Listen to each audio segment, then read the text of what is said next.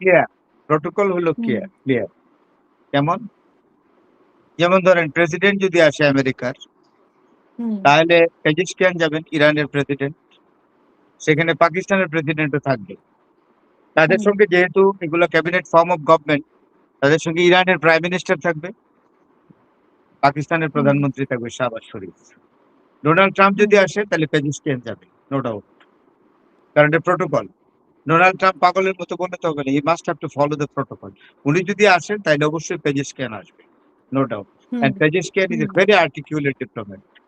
আমার তো মনে হুম হয় পেজিশকিয়ানের সাথে ডোনাল্ড ট্রাম্প বায়োলেটারাল টকসে হুম টেবিল টকে খোলাতে পারবেন, আই এম শিওর। হুম এবং তার হুম সাথে থাকে যদি আব্বাস আরাকচি এবং সাথে মোহাম্মদ মারান্ডিকে নিয়ে আসে, তাহলে হয়েছে কাজ। ডোনাল্ড ট্রাম্প একদম হুম পারবেই না ফেস করতে এই টেবিলকে, বুঝছেন? হুম এবং হরমুজ প্রণালীর যেটা একেবারে উন্মুক্ত করার যে শর্ত, হরমুজ প্রণালীর ব্যাপারেও তো তারা একটা সিদ্ধান্তে আসতে হবে। তো সব মিলিয়ে আপনার কাছে কি মনে হরমুজ হচ্ছে সম্পর্কে আজকে আমি পরিষ্কার ভাবে বলি, টোল দিতে হবে। টোল ছাড়া ইরান কখনোই ছাড়বে না, কারণ ইরানের অনেক অর্থনৈতিক ক্ষতি হয়েছে এই যুদ্ধে। হুম, আজকে 42 দিন যুদ্ধ চলছে। এবার Iran is facing A damage, economic damage. তো ইরান এটা পোষাবে কি করে? ইরানকে বলতেছে, আমেরিকা এখন বলে যে তোমাদের কিছু টাকা দিব, তোমাদের স্যাংশনের জন্য যেসব ক্ষতির সম্মুখীন হয়েছে দিব, কিন্তু ইরান কিন্তু টোল এর দাবি ছাড়বে না। Iran has got the right exactly to collect toll, কারণ ইরানের ভূমি তো এটা, আমার ভূমি থেকে আমি টোল আদায় করবো না? এটা তো করছে সারা ওয়ার্ল্ড এরকম, স্ট্রেটস এর উপরে, হুম, খালের হুম, উপরে, ক্যানেলের উপরে করে নাই? তো ইরান করলে হুম, অসুবিধা কি? টোলটা দিলে ইরানের যেটা ভয়টা পাচ্ছে টোল দিতে, আপনাকে বললে টোলের ভয়টা পাচ্ছে আমেরিকা, যে টোল যদি ইরান আদায় করতে থাকে, তাহলে ইরান আগামী 5 বছরে ট্রিলিয়ন ট্রিলিয়ন ডলারের ইকোনমি হবে। ইরানে হুম, ট্রিলিয়ন ডলারের ইকোনমি পাওয়ার হবে। এবং তাই যদি হয়, তাহলে ইরানকে সারা ওয়ার্ল্ডে কেউ ফেস করতে পারবে না। Iran hmm, will be an emerging tiger to face any super power of the world. Hmm, hmm, hmm. So Farhad ভাই আপনার কাছে মানে কি যুদ্ধবিরতি শেষ করে কি আবার মানে এর মধ্যে সমাধান হবে? নাকি আবারও যুদ্ধ চলতে থাকবে, কঠিন পরিস্থিতিতে যাবে? মানে সব কঠিন তো বেজে পরিস্থিতিতে গোবরও হয়ে গেছে।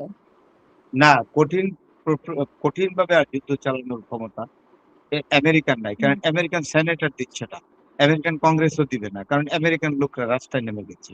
All the people are hmm, moving in the streets and demonstrating against Donald Trump. এভাবে চলে না। আপনি বলেন হুম, আপনাদের প্রাইম মিনিস্টার স্যার কিয়ার স্টারমারের বিরুদ্ধে যদি এভাবে প্রতিদিন ডেমনস্ট্রেশন হয়, তাহলে অ্যাডমিনিস্ট্রেশন চলবে?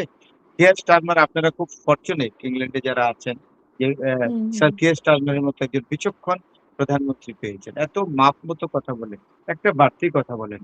ডোনাল্ড ট্রাম্প তো এই হুম, অত্যন্ত উনার চেয়ে অনেক ছোট বয়সের হুম, হুম, কিয়ার স্টারমার, তার কাছ থেকে তো শিখতে পারেন। How to talk, how to deal, hmm, how to make diplomacy শিখতে পারেন হুম, না? উদ্ধত, অবস্টিনেট, গোয়া এবং দম্বে লাগে তার। ডোনাল্ড ট্রাম্পের দম্বে লাগে কোনো কিছু মানতে, কিন্তু শেষ পর্যন্ত পানি তো খায়, ঘোলা করে খায়। হুম। আমরা ফরহাদ ভাই আমরা শেষ করব। আপনার কাছে জি। আর শেষ শুনতে চাই যে আজকের মতো যে আপনি কি মনে করছেন যে আমি শেষ আশাবাদী যে খুব বক্তব্য। তাড়াতাড়ি যুদ্ধ হুম, শেষ হয়ে যাবে। America will not be in a position to continue the war for long time. America একদিন বলবে হুম, যে থাক, যুদ্ধ সিজ ফায়ার হয়ে গেল, শেষ। এবং এই সিজ ফায়ারে তখন পারপেচুয়াল সলিউশনে যাবে। আমেরিকাও হুম, হুম, সুযোগ পাবে হরমুজ দিয়ে তাদের শিপ যাবে। আমেরিকাও দেখবেন ইরানের সাথে আবার তেলের এগ্রিমেন্ট করবে, কিন্তু শর্ত থাকবে হুম, একটাই, টোল দিতে হবে। Toll is hmm, for hmm, Iran, no doubt, because Hormuz is the property of Iran.